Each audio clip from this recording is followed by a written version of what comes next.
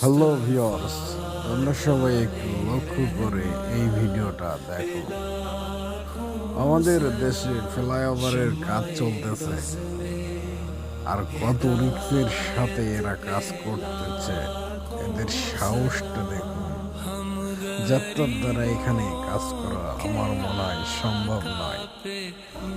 দেখুন, এদের কোনো প্রোটেকশন নাই। কিভাবে রড ধরে ধরে কাজ করতেছে। কোনো বে- এদের মাজায় কোনো বেল্ট ফিতা কিছু বাধা নাই। এত বড় লোহা ট্রাঙ্কের সাহায্যে ওঠানো হয়েছে, ওখানে ওরা নাড়াচাড়া করতেছে। কোনো রকম বাইসেন্স পড়ে গেলে ওদের তো আর খুঁজে পাওয়া যাবে না।